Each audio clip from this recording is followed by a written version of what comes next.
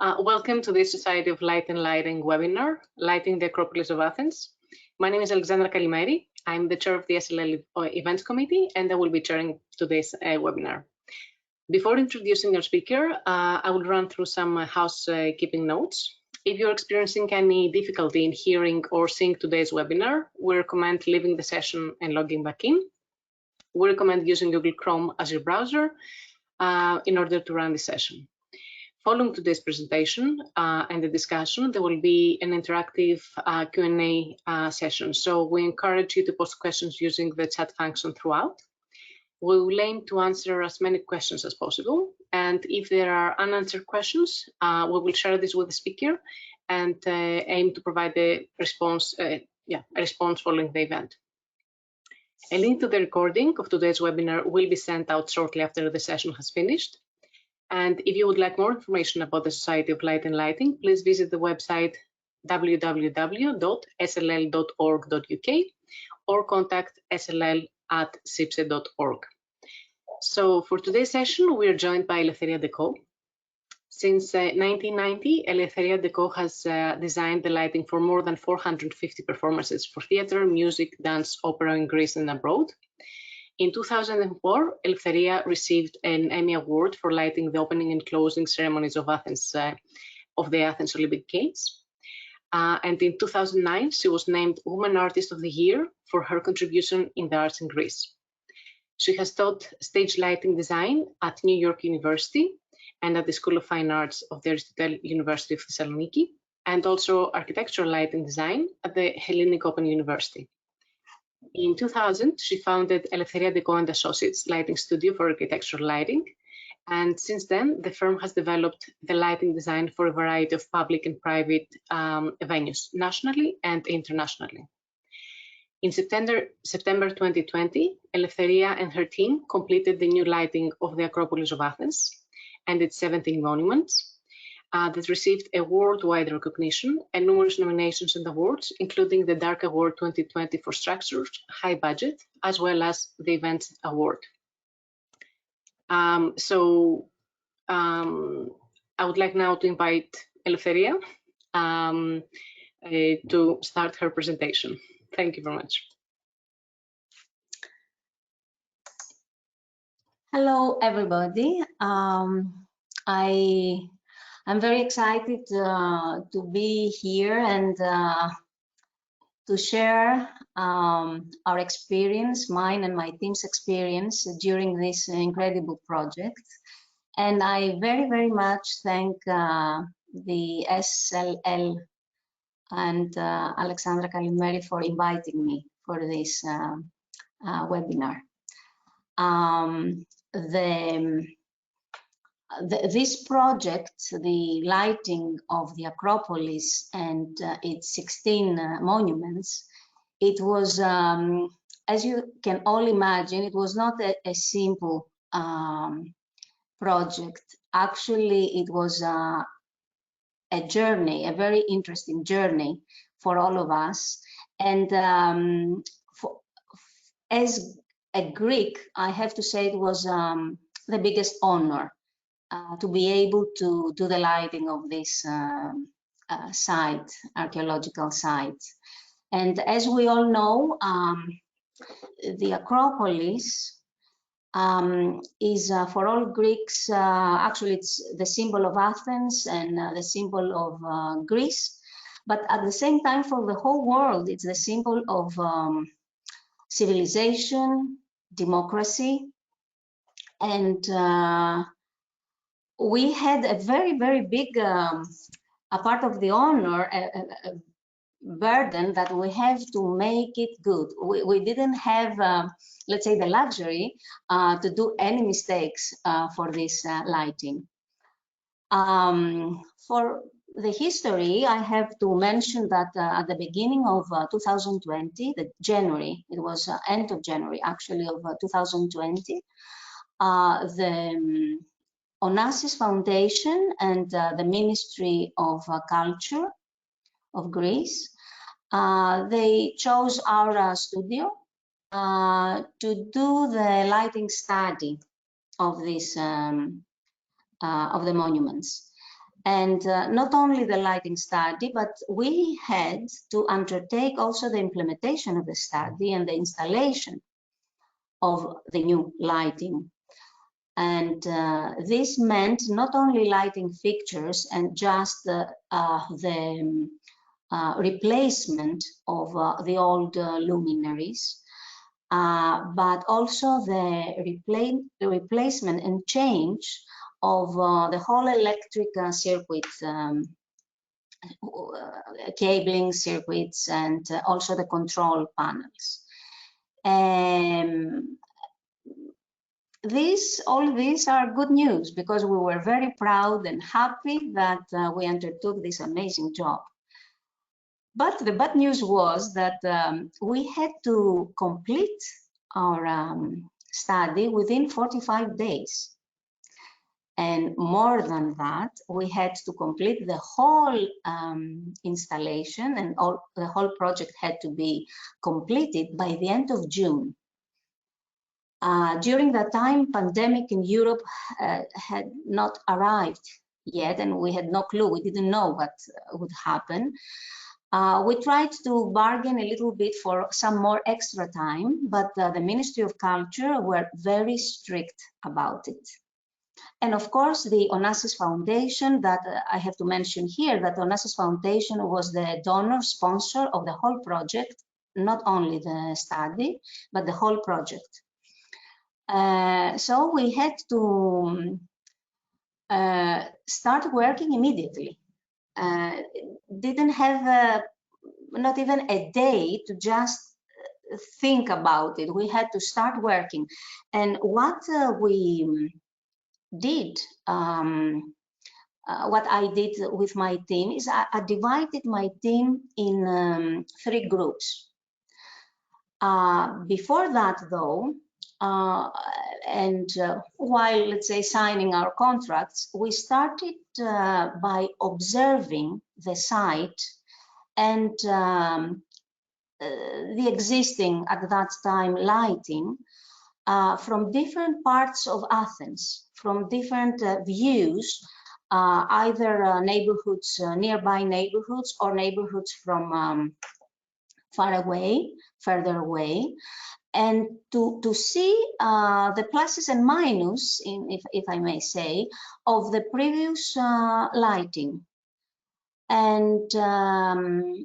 And also we did a lot of observation and many visits on the site and around the site, inside and around the temples and the monuments, to figure out also the installation, the existing installation. So you can see my screen. I have to go like this. So one of the very first things, can you see my screen? Okay.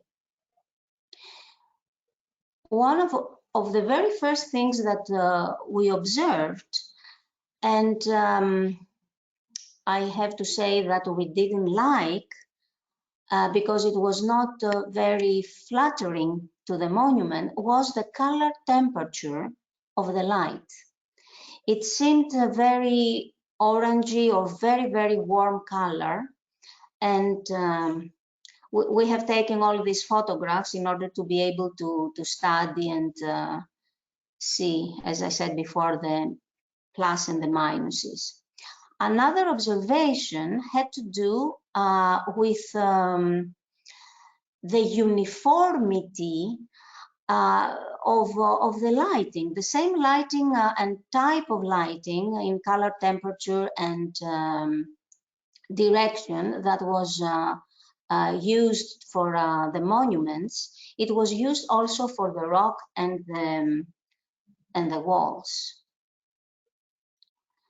Here is another view from, let's say, Propyla, which is the west side of the Acropolis.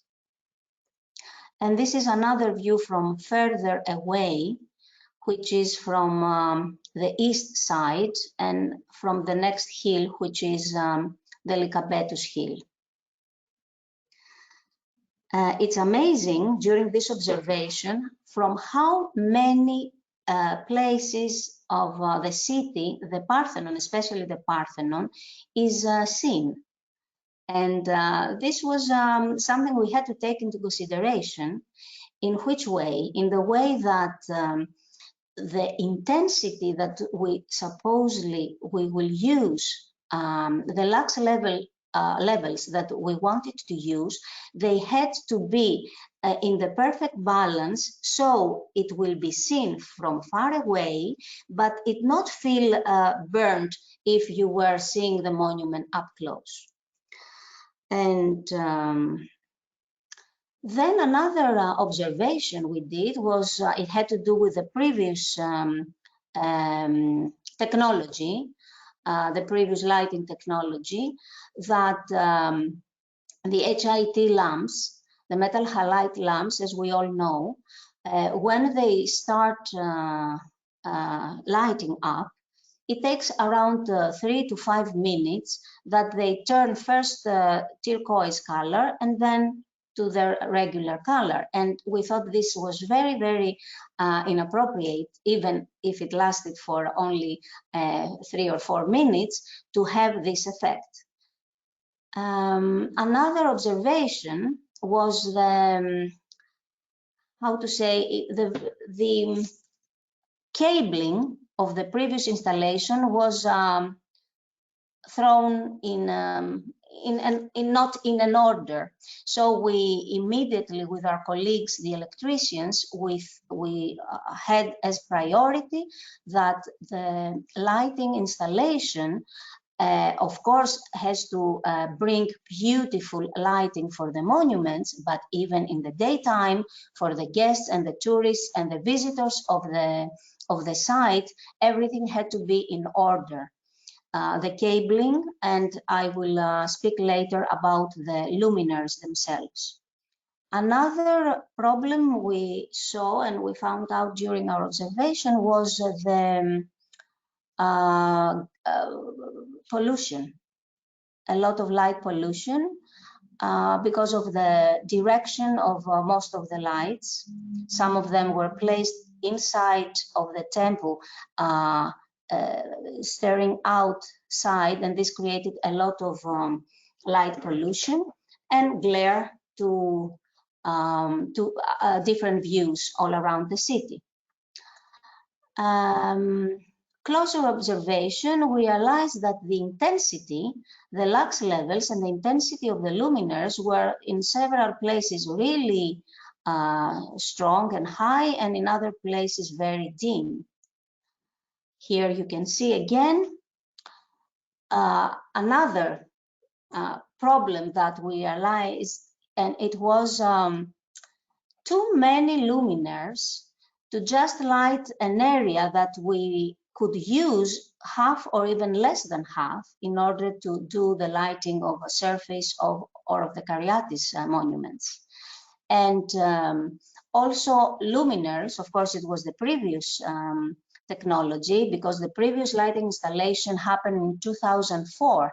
So we're talking for almost 2 decades technology, if we go back then. And we realized that we don't like to have so much the lighting installation to be more present than the monuments themselves. Some more photos that they show what we thought, and we call it a problem, the cabling and the luminaires.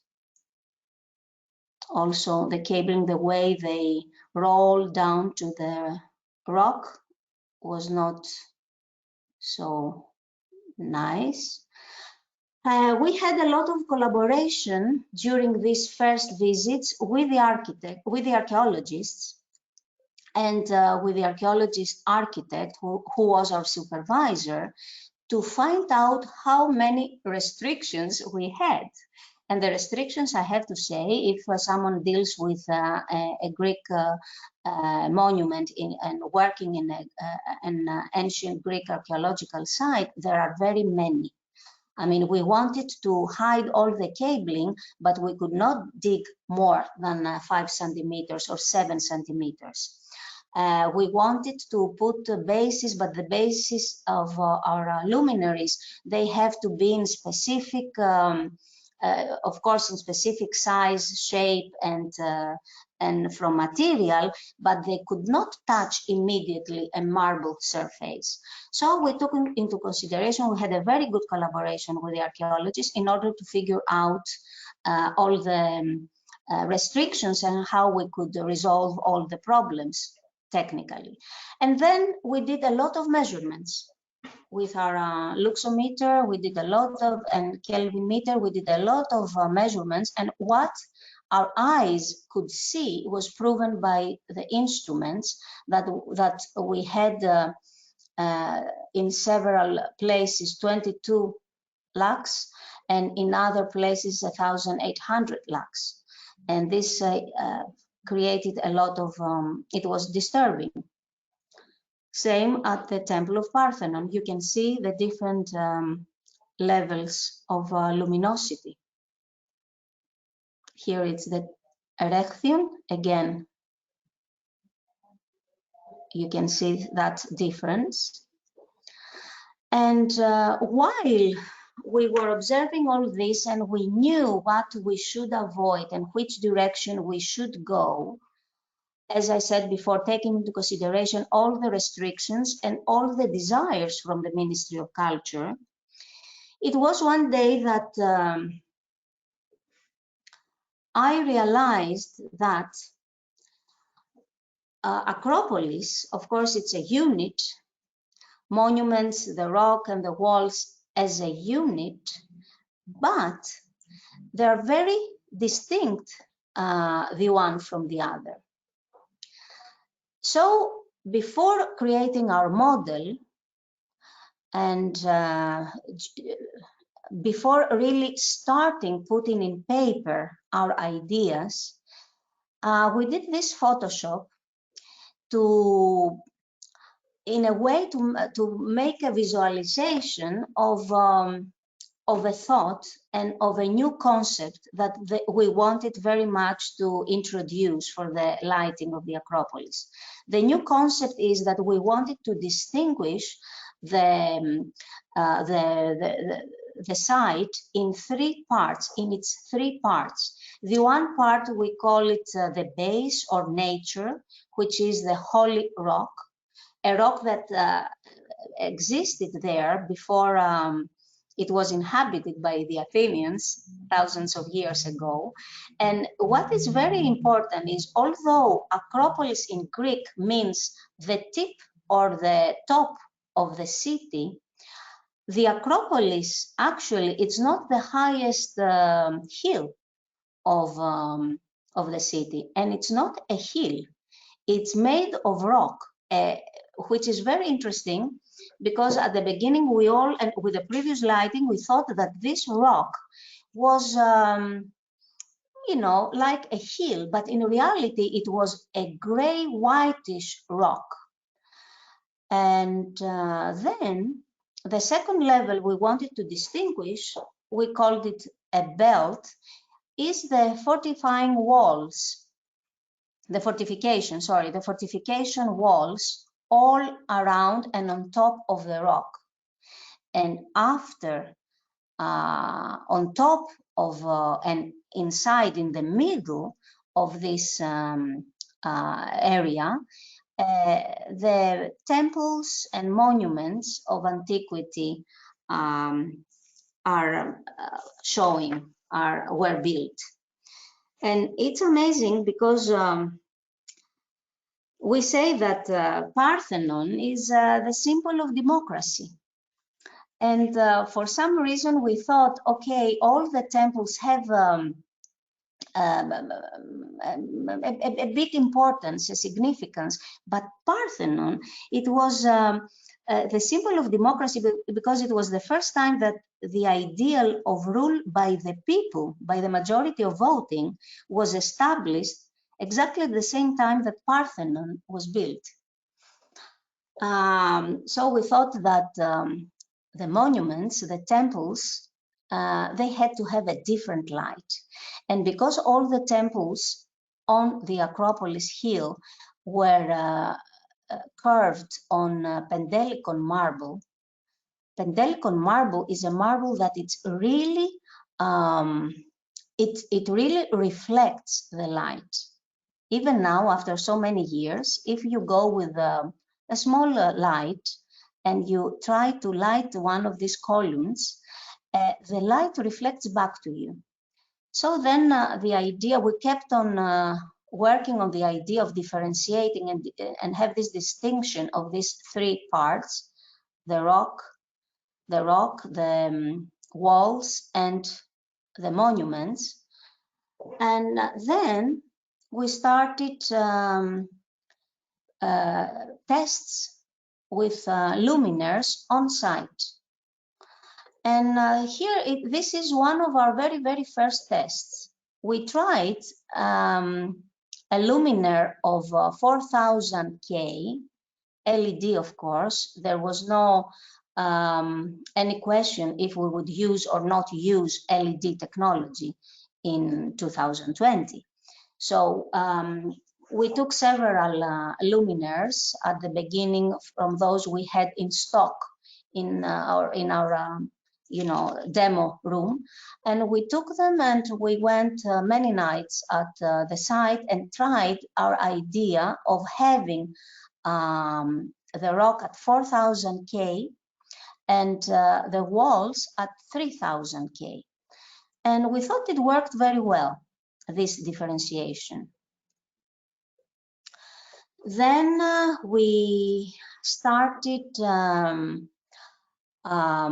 as I said at the beginning, we were divided in three groups in our office. One group was doing a lot of research and collaboration with the archaeologists to figure out all the things we should know about the architecture of these ancient temples, about the significance of even the smaller monuments all around the rock, etc., etc. And also research about finding all, let's say, DWG, there was not a 3D model at that time. We created the 3D model. So we needed all the information in order to create our model. So one team was working on that. The second team was working on creating the 3D model.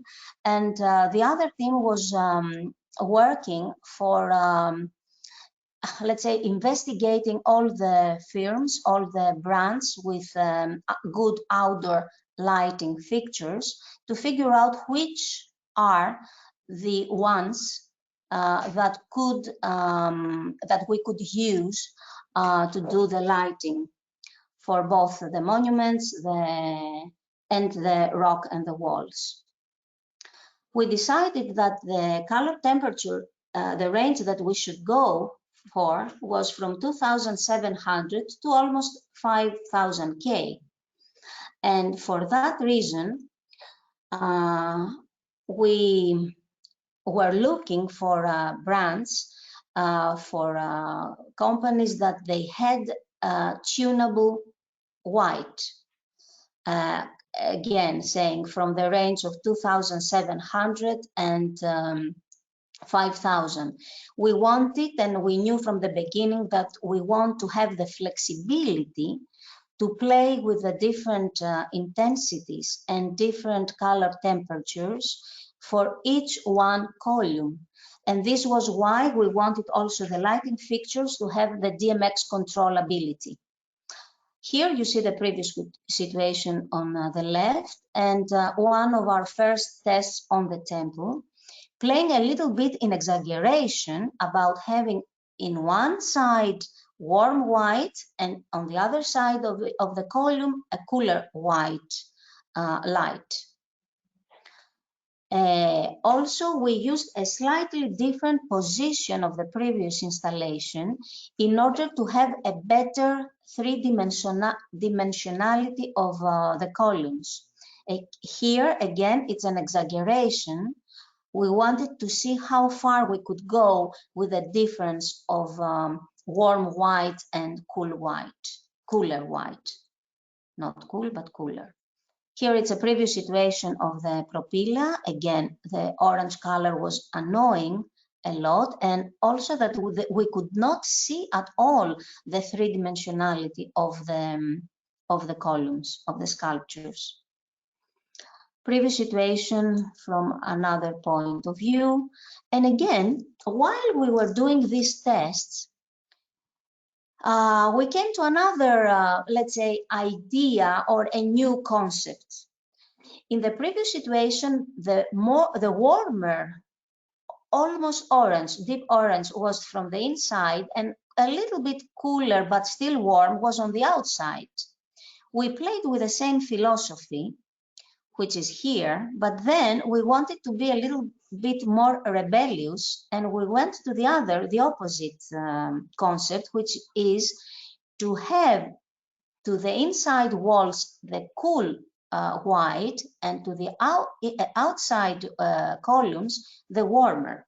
So we came up with this dilemma, because at the end it became a dilemma. Here again you will see cool on the inside and warm on the columns. Again, we were playing still with different color temperatures. We had not yet decided which exactly will be the color temperature. So we had in our equipment, we had the luminaries that they had the ability to be from 2,700 up to almost 5,000 K to play with and do our tests. And again, here, more tests at the different points. Luxo meters here and in every place. This is the previous situation. Again, we had so much busy, how you call it, space here with all these luminaires that we want to clear away. We kept on our testings while Angelos, who is with us tonight, this afternoon, is with us, and I will ask him later on to show you the model we created and how we start our testings, not only on site, but also on our model. Coming back to the dilemma, which is better, a warm white in the inside and cooler columns on the outside, or the opposite?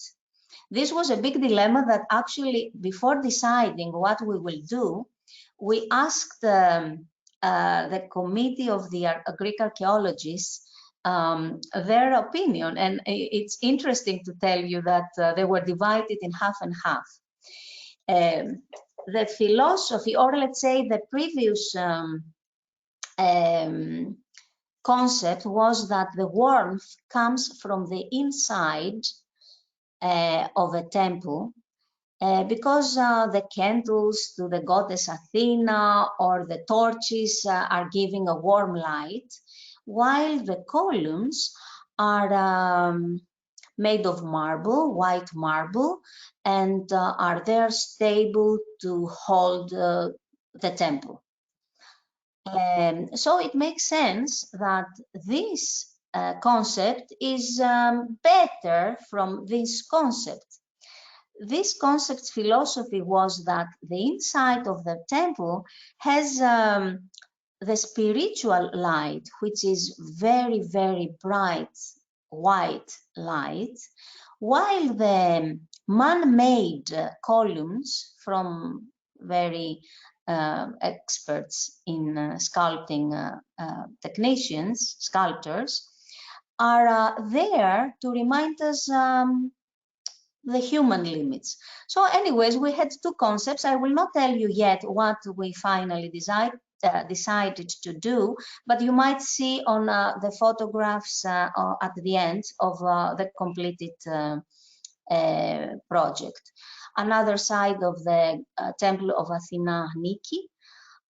This is the east side of it, who again we play with warm inside, cooler outside, or the opposite. And then it's the previous situation of the Erechtheion and the famous Caryatides. And again, we played with the dilemma, warm, cool, cool, warm. While we were doing our tests, as I said, on site, Angelos, who's with us, had managed to create, Angelos and his team with Maria and Konstantinos, another person who gave us the 3D model of the Parthenon. They did created the 3D model of the Parthenon first, Erechtheion, and Athina Niki with Propylaea at the end. We don't have plenty of time, but I would like for him to share his screen and show you a little bit, while I will keep on speaking, to show you a little bit our work on the 3D model and the questions that we had to answer and the problems we had to solve. So, yes, Angela, we can see the Parthenon, and I would like you, we can see it perfectly, yes. I would like you, if you could move it a little bit around, clockwise, if you like. And well, okay, if we can stop here, this is the south side of the Parthenon. And I have to say, and you will see later on our pictures, that we could not place the luminaires wherever we would like. This was one of the major restrictions because the archaeological site, it's still under, and it will be for many, many years, under archaeological restoration. So there are plenty of pieces of marble and pieces of sculptures that are all around the periphery of the Parthenon. So the positions and the places were specific. And at the beginning, we thought of using one luminaire. Or if we go a little bit closer, Angela, we can see and we can show to everybody that you can see for economy of space, we used the same base for two luminaries. And as you see here, and the one is facing to the column on the right and the other one to the column of the left. And this created the final result. Before that, we had, in order to create a better three-dimensionality, we used one luminaire in order to light the one after the other column, but this was not possible, and it made a better effect of three-dimensionality, but in reality it was not possible. And the reason that it was not possible was that we could not place from the inside of the columns and between the inside and the wall, you see half of it, it's turned down, but we could not see as many luminaires as we would like from the inside.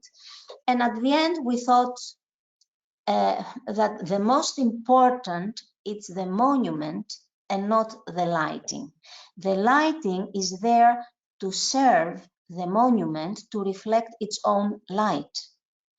And I'm saying this because it's very interesting, the process and the journey during this project.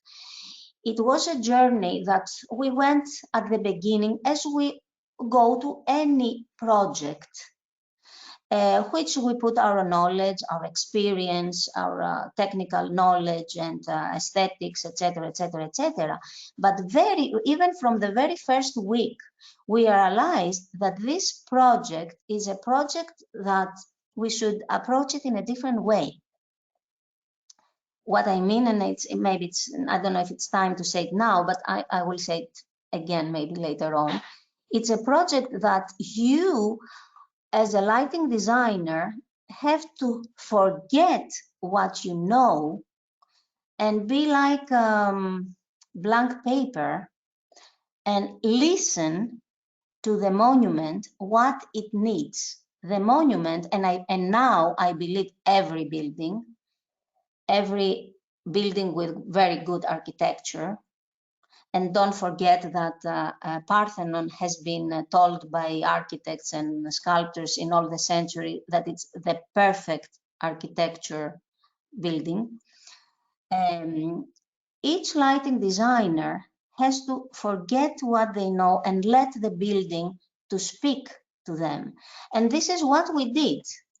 And before making decisions, we tested and we tried on the monument to see what it serves better with economy and with measure.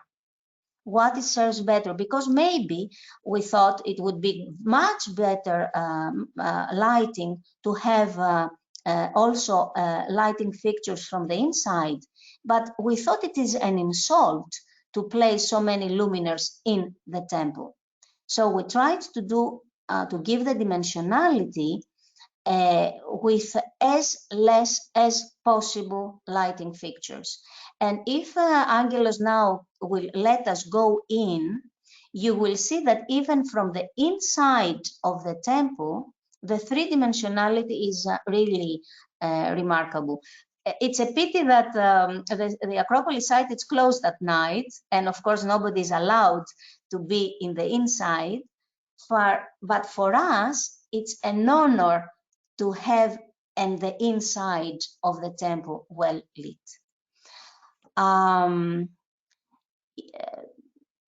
Yes, we did light even this inside wall, because from some parts of, let's say, the Lycabettus hill, you can see the inside of this wall. And if we can go a little bit outside, Angela, and talk about the Cripida and the frieze on the top. Yes, if you can go a little bit further away, Agile, I would like to show the north side. Yes, yes, we have put these luminaires on the north, separate from those that are lighting the columns. We have placed this in order to do light the top, the frieze of the temple. Yes, and believe it or not, we did light even the base of the temple. Some questions we had was, but who will see that base? And it was, you know, a joke we had between us in the office. Who will see this base? Maybe a bird, an eagle from a night eagle from the side. But we thought that if we were not lighting everything of the temple, it will let it, how you say it, cripple. No matter if someone sees it from away or from nearby, the temple had to be perfect and illuminated in the best way we could. And I have to mention, although the most important of the Acropolis monuments was Parthenon, it was the easiest to light. It was easiest. He's very photogenic, I have to say. The interesting thing, now here you can see the Lux Levels. Thank you, Angela, of reminding me. After all these measurements and the photometric calculations, we decided that the best Lux Levels for the monument to be lit and be seen beautifully from close and from far away is between, we should say, 75 or 80 lux until 120, 25. And this is seen, yeah, the levels that Angelo shows with the cursor. And this is seen beautifully from close, very, very close, even next to it, and from many, many kilometers away. We will show you later on photographs from close and far away. As I said, the Parthenon and the monuments, except Propylaea, were not so difficult to light. We took very good care of also of the light pollution. No, let's go back a little bit, Angela, to say a little bit about the choice of the luminaire. After having tested 6 or 7 brands with luminaires, we ended up with 3. I have to mention here that although we started end of January and we were ready to show to the Ministry of Culture, the Greek Archaeological Council, and of course our sponsor, the Onassis Foundation, our lighting study, and at the, if I remember well, 20 or 15th of March, we did the presentation. A week before or after, we had the first total lockdown in Greece, in Athens, in Greece. And this lockdown was after many, many lockdowns in Europe. And many of European factories, luminaire factories, had to close for, we didn't know at that time, a week, 2 or a month, because of COVID incidents. So this created such a big problem in our sample testing. Anyways, we came up with 3 brands to do our final testing, and the winner was at the end ERCO, which created for us in a very short time a prototype based on their light scan fixture, but created a prototype that was tunable, wide, and DMX controllable. So we had this big opportunity to have our luminaires with their beautiful and very helpful for us, for any lighting designer, lenses that they had, let's say, from 11 to 45 degrees elliptical lens. And it was exactly what we needed for each column.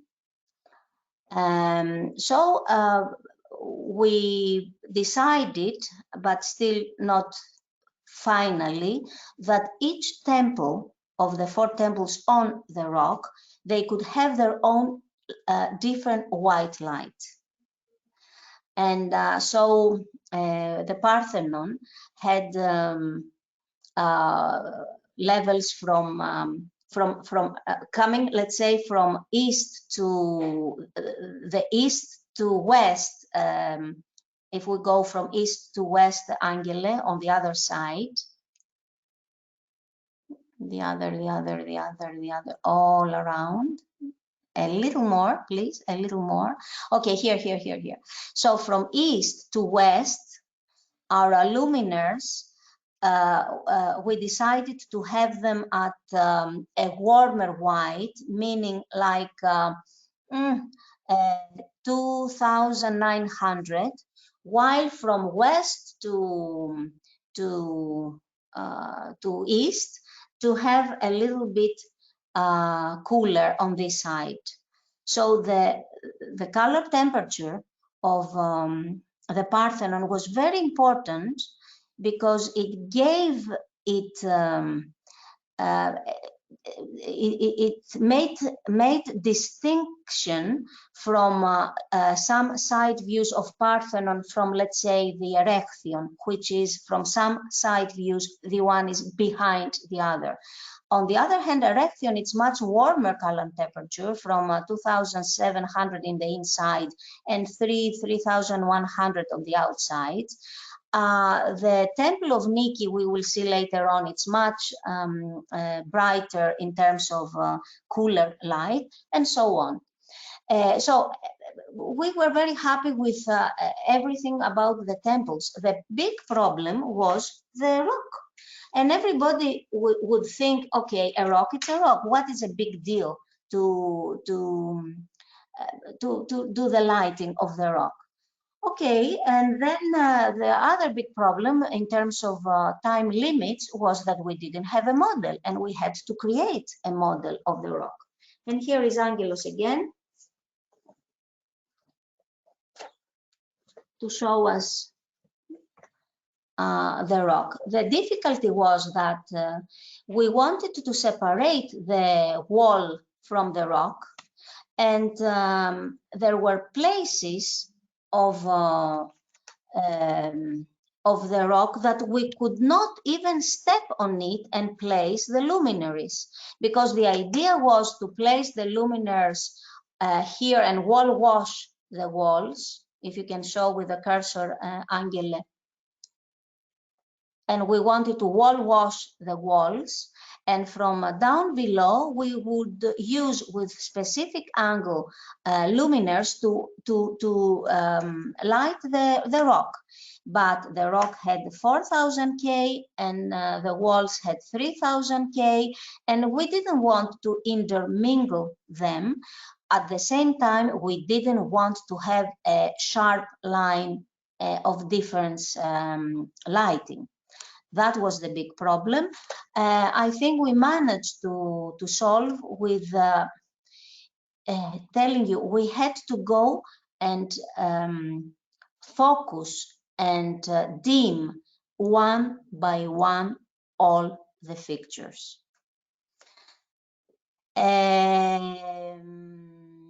I don't know, Agile, if you would like to show us the one with the colors, the model with the colors.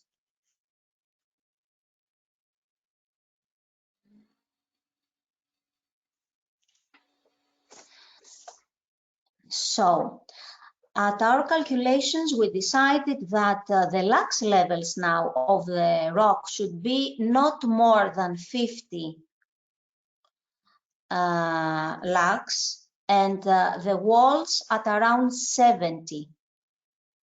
So you can see a degradation of even the luminosity, rocks at 50, walls at 70, monuments from 80 until 120. And again, the color temperature, we had a cool, very cool at 4000 rock, the base. We had warm at 3000 K, the walls that are made of brick, so even the material was different. And as I said before, the temples in a different color temperature and luminosity. And if you allow me to go back to my screen now.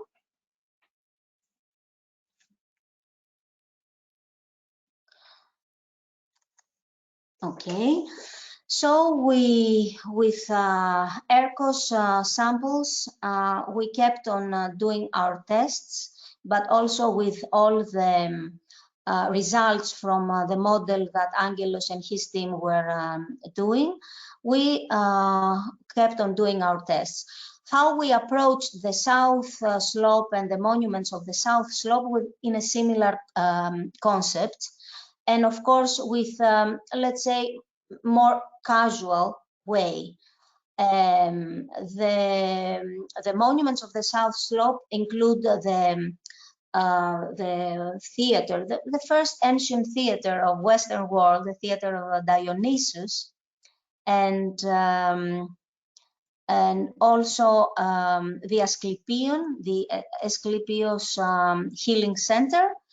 And here you see the previous situation, and the sponsors' columns, and the monument of Thrasilos, Stoa Evmenus, and again the theater of Dionysus.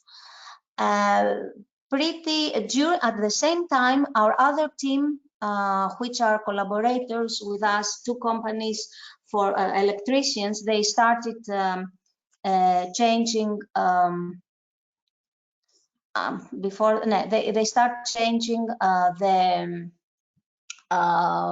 pillars with new ones, and putting in paper all the electric schedule. In our study, it was the monument of Philopappus, as well as the beautiful temple of Hephaestus. This is the previous situation. You will see how we dealt with Hephaestus.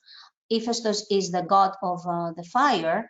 So although we didn't at all considered to use orange or very warm color, however, the color temperature and luminosity of Hephaestus temple was similar to the Parthenon, because they were built at the same period, only 10 years apart. So here it's our tests and proposals. The inside, it's much warmer than the outside. Now, another thing we had to do and to convince the archaeologists was the new luminaires that we wanted to use to have a much smaller shape and size, a better shape and size. And so we had to do all these comparison tests and photographs to convince the, I think, 46 archaeologists of the council about our proposals. Also, the color that we're supposed to paint, a custom-made color, we're supposed to paint our fixtures. It had to be something that will be more to the gray scale, or something that would be more to the whitish scale. And also the luminaries that we supposed to use for the periphery, we proposed this type of color, while for the monuments we decided to use this color. Finally, I have to say that we used for all the monuments and the rock and the walls, the luminaires, the light scan of ERCO. For some of the monuments of the south slope, we used periscope of linear light, and for the wall washing of the walls, we used the linear light of Griven. We created our lighting plots and DWG, and where we had to show them in blue and red color what were the existing, the new, etc., situations, positions, sorry.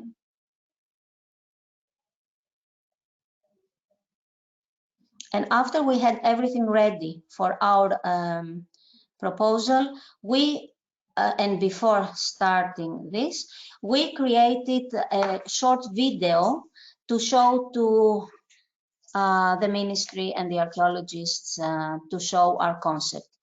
Juliette, is it possible to share the first, the video number 1?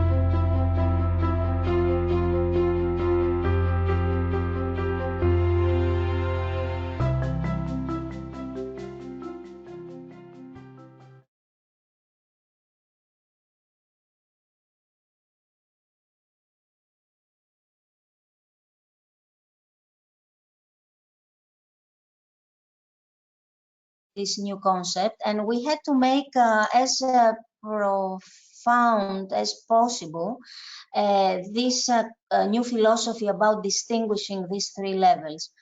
And that's why we created this video, and I think they were convinced, and actually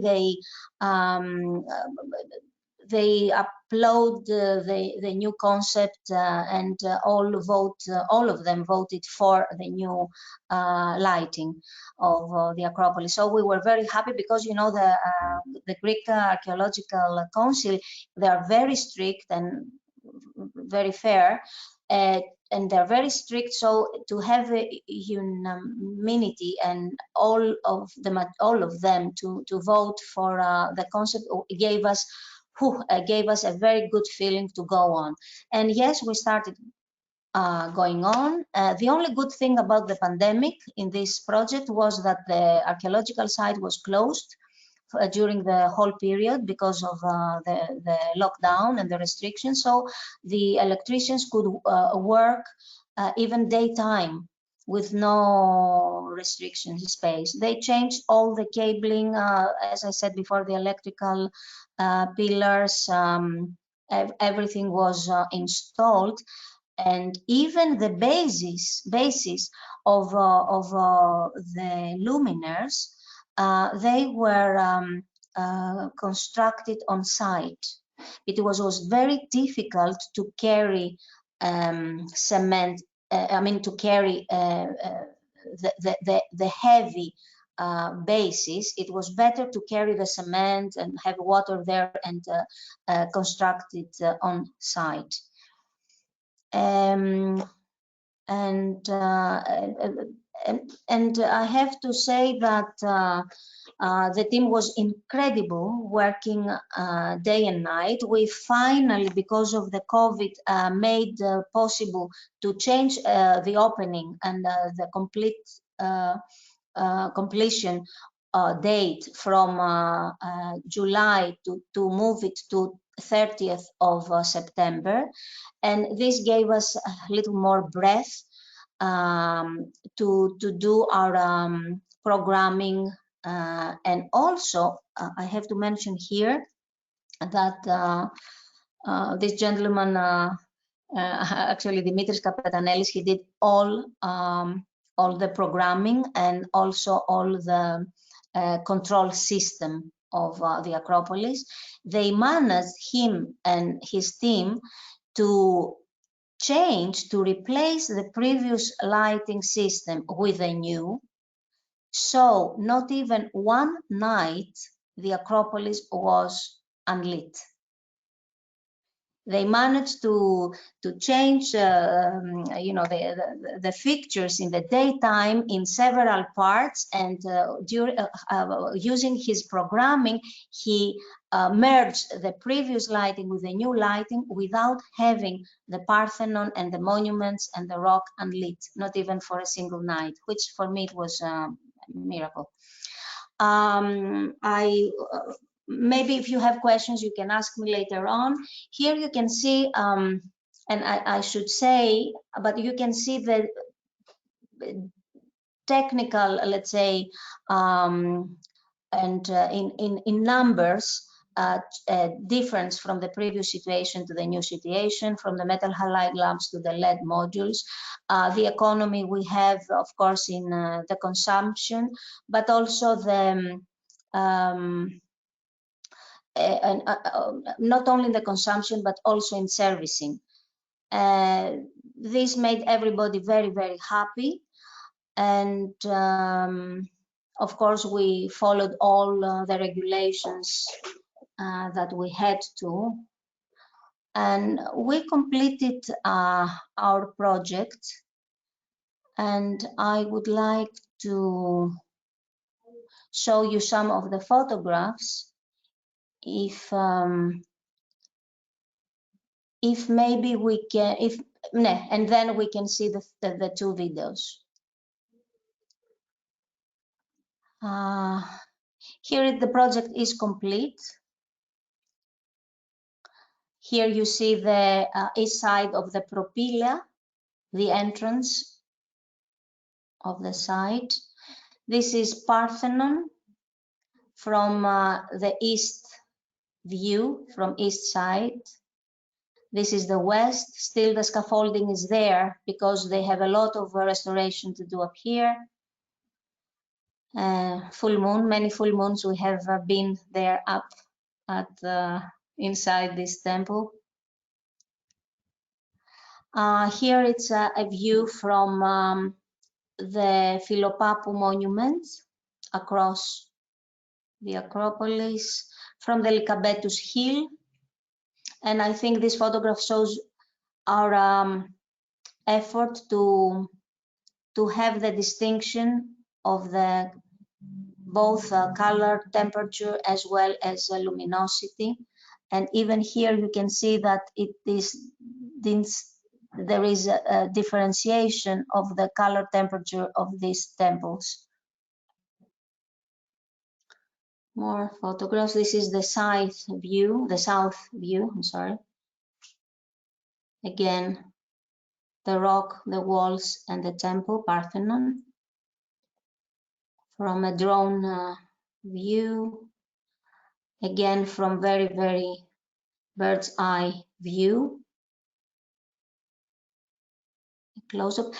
What we managed to do with very, very good and high CRI, more than 92, they promised and they did, the Arco company, is to have such a good, because of this, such a good color CRI, color rendering index of the luminaires, we had good distinction of the new parts with the old parts of the restoration.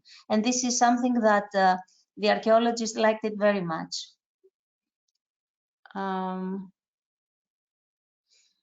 Here at the Erechthio, a temple with different, let's say, service, we thought that it needed to be much more warmer than Parthenon from the inside, and in harmony the columns on the outside.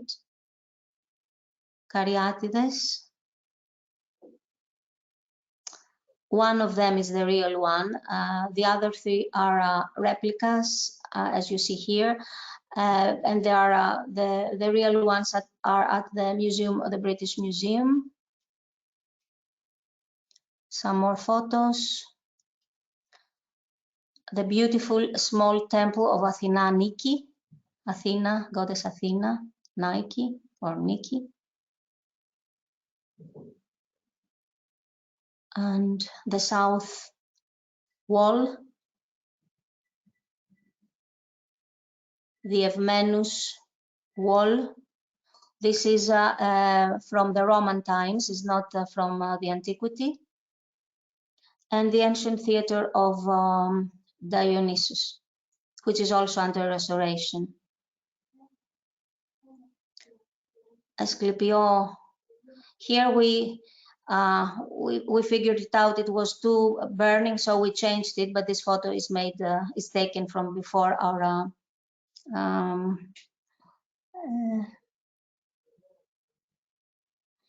the monument of Philopappos, and from Philopappos the view to Acropolis. And here it's the temple of Hephaestus and the view to the Acropolis. And I would like Juliette to share with us the second video.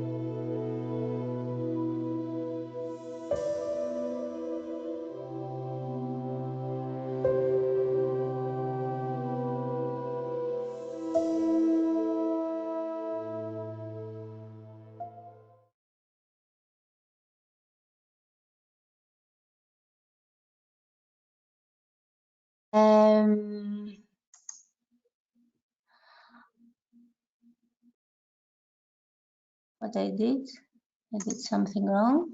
I know that I'm back here. I know that we don't have much time, and I would like to give some time for questions.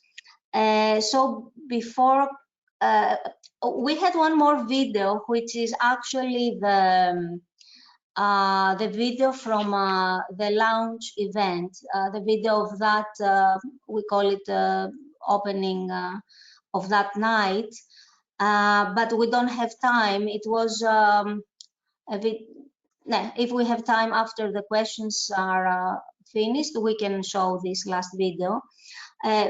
Before closing, I would like to say that this project, as I said before, it was a journey. And it was a journey that changed us all professionally and personally. And it was a project that taught us measure, as I said before, in all aspects. It taught us respect to the history and the civilization, but also to each other. It was a very good project to learn how to get rid of your professional ego and from the I want to do thing, and let the project itself, the monument in this case, or maybe a building in some other case, to speak to you and listen. And it's a beautiful thing to listen to the lighting.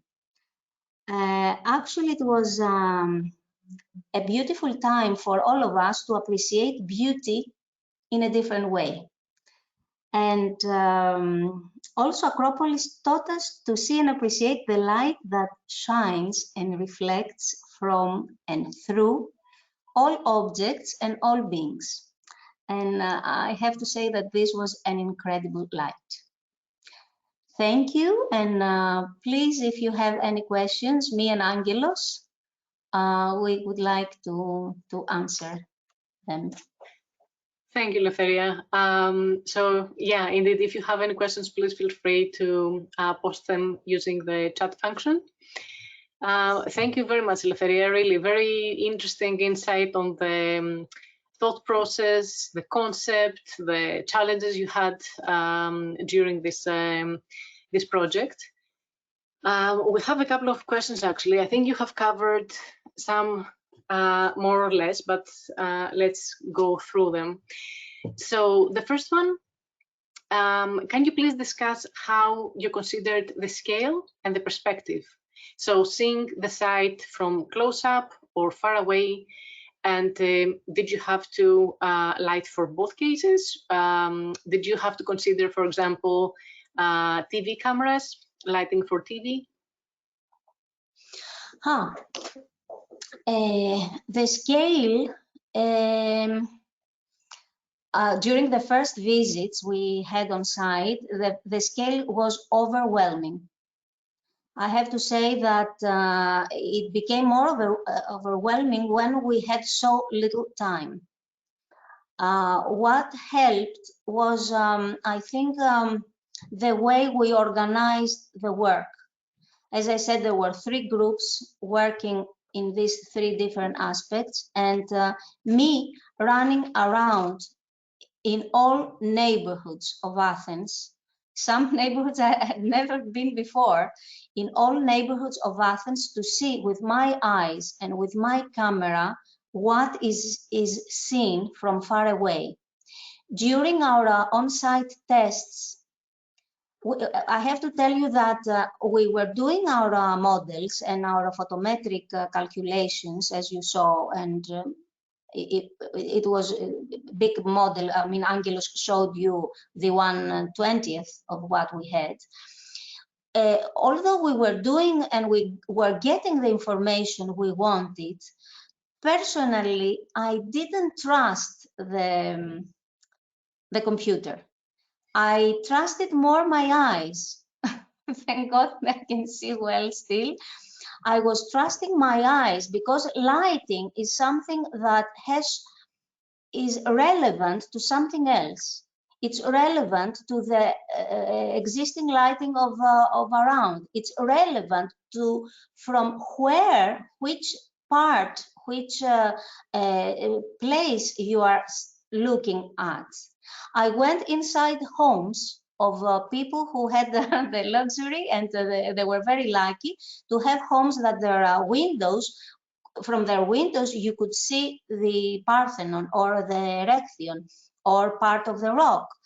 And I went to several neighborhoods to figure out that what I was seeing was similar to what the computer was showing to us. And during the tests, the on-site tests, while my team was there holding the 3000K lamp light on the rock, and the other person was holding another luminaire on one column, and someone else was hanging up there to do the wall washing lighting of the wall, and find in a small slice view to figure out that what our computer was giving us in terms of luminosity and color temperature was pleasing to the eyes. This is how we were doing it. We used the technology as much as we had and worked with it, but at the end, the final decision was made by our eyes perception. Okay, and as you said, it is the site is actually closed at night, so it was more about the perspective of how it looks from far away rather than from being inside. However, as I said, I think I said in my presentation, we did care how it looks and from nearby. Maybe in the future, the Ministry of Culture thought of opening the site twice a year. I don't know. So just in case, but it is, let's say, after respect to the monuments. We did light all the corners all around. It is, I have to say, it's a loving relationship with the monuments. We did not went there to just light. We went through all what we know about our history and civilization, which we could not leave it aside and be, you know, called technical people. It was part of our process in this project. Nice. Another question. So about the new marble additions. So as we saw in the pictures, these are of much lighter color. And we have a question here. Did the new marble additions have an impact on the lighting design? And was there any purpose to distinguish the original parts from the additions? It was not our purpose to distinguish the new part at all. And actually, we were asking the archaeologists and the people of the restoration, how long does it take a new marble piece to take the texture and the color of the old one? And they told us it takes 20 years. So it was not our intention or purpose to highlight the new marble. On the contrary, let's say, because we're not archaeologists, we didn't care, we didn't want it.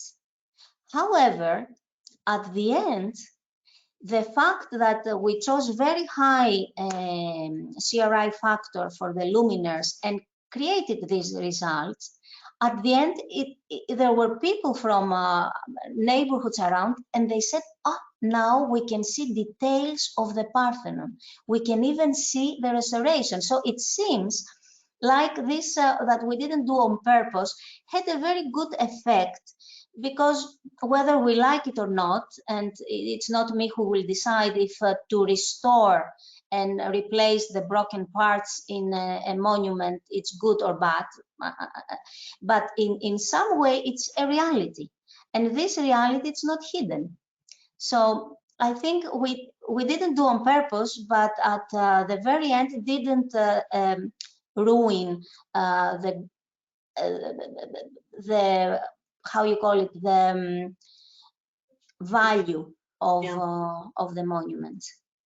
Yeah, to be honest, when I saw the pictures, I thought that it's part of the history, it's part of the monument. So it's, for me, it's nice that they're highlighted. Another one, can you please discuss your consideration for light spill and night glow? It's a huge site with lots of powerful luminaires and all seem to be lighting up.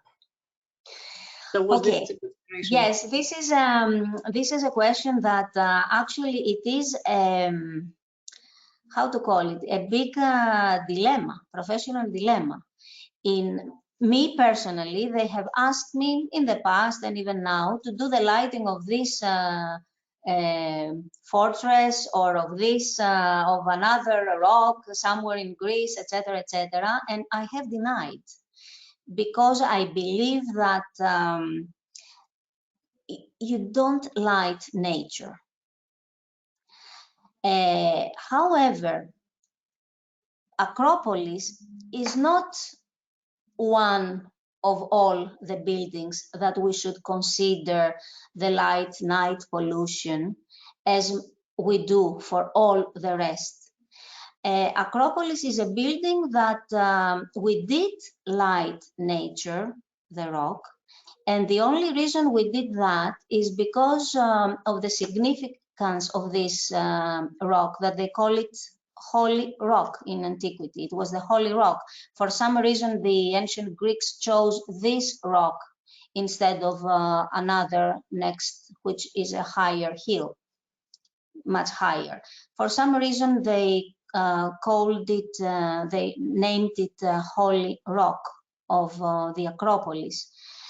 So we did light it with very big care, there not to have spill of light. We did light it with what we thought would be the minimum luminosity. From the 10, there are points that we have used 10 lux to 50 as maximum, but we could not have unlit the base of the Parthenon. Otherwise, it would have been something like hovering in the air.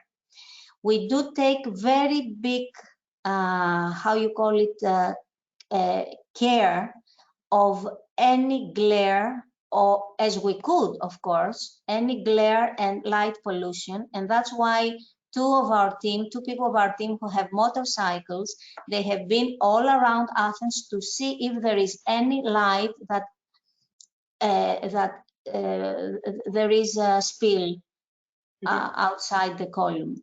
And I think we managed in a very, very big percentage to deal with this problem. Now, if this monument, the lighting of this monument, if it creates night pollution, if Acropolis and the Parthenon would be better if they were not lit. If you go on top of Parthenon and you see the rest of Athens, I think someone should start from all around, and then if Parthenon is so bright and creates night pollution, then of course I will be the first to go and dim all the lights, and also to convince, if I may, the Ministry of Culture to have every full moon to have the monuments off. This was a proposal I made, but maybe things are not ripe enough for such a suggestion. But I think in comparison with the night and light pollution of the rest of the city, Parthenon, I think, stands there bravely lit and with good concern of that. And there's no curfew after which the light is switched off during the night, right? The light remains on. No, I forgot to mention, we have used DMX, and actually each one light is controlled independently from the other in terms of intensity and of color, temperature, and of the monuments. For economy reasons, we didn't use a DMX for all the rock, all the lights that are lighting the rock on the walls. They have dim on board, those ones. It made a big economy to the cabling, so we decided to do it this way. But there is an astronomical clock, and the lights every night turn on during the sunset, and they turn off during the sunrise.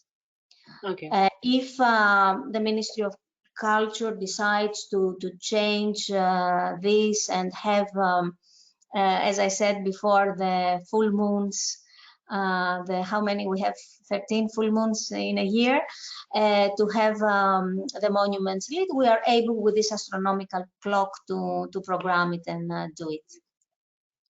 Okay. So during commissioning, did you have, during the program actually of the project,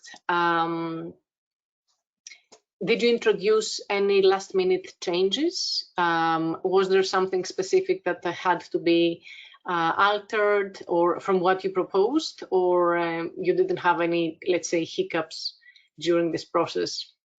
I have to tell you that although the programming, we didn't make many changes. We had a period of actually the whole month of September to do the programming of the monuments.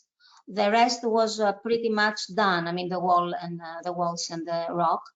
But we had almost the month of September, because what we have done is we wanted to see, let's say, from the north part of Athens, Monastiraki for the Greeks, or Patission. From that part, we wanted to see how Erechthio, who is in front of the Parthenon, and since Parthenon is behind, to figure out if the levels we have created, it's good from that side as well. So we needed some time, because, you know, the night in September does not last as long as in the winter months.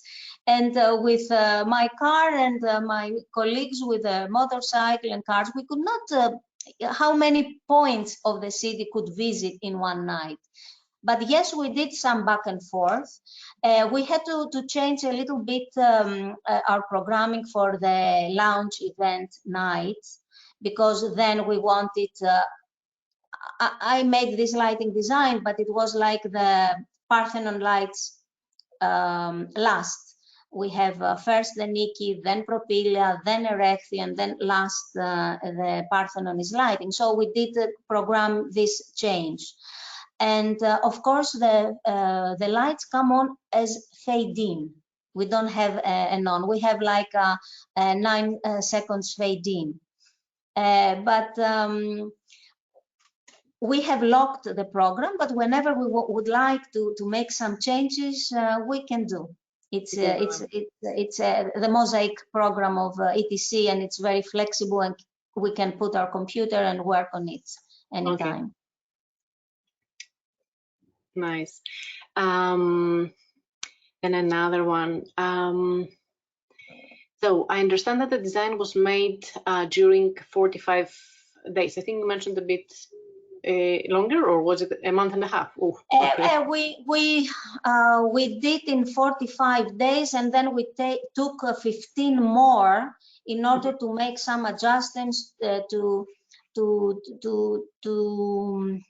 how you call it, to make some small changes. But we were working day and night, very little sleep during these months. I can imagine. Very little sleep. Then many people were working day and night. And does that mean that the project, how was the assignment of the project? Was it from the ministry directly to your studio, or? Okay, during December of 2019, the Onassis Foundation, who had undertook the sponsorship of the whole project, made a small I should say, competition, and they asked for several companies, several lighting studios from Greece mainly, but I think from other countries, like a call. Please send us your portfolio, a team, what is your team members, and if you have the ability also to install and implement the study in case you are chosen, and several characteristics. So we created our book and we gave it, I think it was 19th of December. And we didn't hear anything, but at the end of January 2020, after 2 months, they called us back to, you know, to arrange several details, and I think it was the 28th, the 30th of January, they assigned us the work. Yeah. And to tell you the truth, we started working before assigning the contract. The contract was a long procedure as well, so we were working because we didn't have time to think of. I think that's the way to do stuff when you're in such a hurry, actually. It's not just a Greek thing, we do it worldwide. One last question. So for last year's Trotter Patterson lecture, we had another lady coming from stage and theatrical lighting design, Paul Costable. And what she mentioned, actually it was a question from the audience, was that she would love to be involved in architectural lighting, but with her background in stage lighting, this is not something, she didn't have the chance yet. How did you decide to make this move, go from stage lighting to architectural lighting? Okay, I have to go many years ago when I went from dancing career to the lighting. When I was young, I studied stage lighting because I wanted to do the lighting for my own choreography. And I remember, like this lady who asks this question, I remember I met Jennifer Tipton, this famous American stage lighting designer. And I said, Mrs. Tipton, how do you manage not to, how you say in English?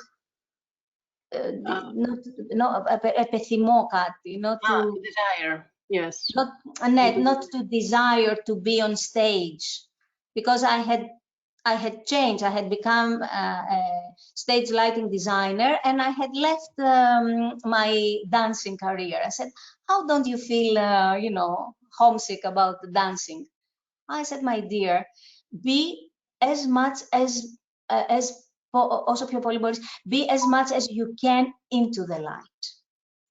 Very spiritual answer, but I remember her every time that I work in the theater, in the architectural lighting, I try to be as much as possible into the light.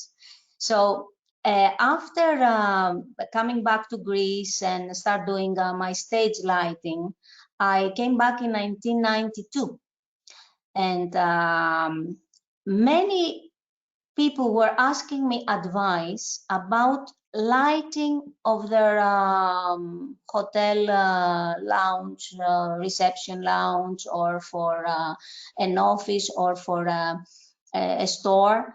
And I was giving my advice. So I then realized that lighting is one thing, and the principles of lighting are the same. Direction, color, intensity, the natural light, and then the architectural or stage lighting share the same principles. And if you know very well the principles, then what you need to do is to know your tools. And when I started let's say getting into, because I never left, I love theater and stage lighting. When I started getting into the architectural lighting, I went to all the LDI trade shows then that they were giving many lectures and many courses. I took many courses in architectural lighting. And at the same time, I was thinking with the principles of lighting. Then it is a time, if you go back to the 2000, beginning of 2000, it was the time that the technology of the architectural lighting was starting to borrow things from the theater lighting. Because in theater lighting, we use DMX since, I don't know, 1980. And DMX is something that now is going into the architectural. And color or shaping, framing and shaping of the beam was something that we used a lot in the stage lighting. And then the companies, the architectural lighting companies, starting, instead of having only a beautiful enclosure of a lighting fixture, to think about the characteristics to put in. And of course, the LED technology comes and gives other possibilities, together with a lot of headaches, but LED technology gives other possibilities in the shape, size, and ability of lighting. So it was something that I don't know exactly when and how I did it. I know it's a process of learning, and I am still learning. It never ends, this. I'm still learning. I learn and I love lighting, so I'm very happy that it's endless, this field, and I can always learn more and more and more about lighting. And never be bored. No, not at all. And it's amazing. Not even healing through lighting. It's my last year's new passion, if I should say.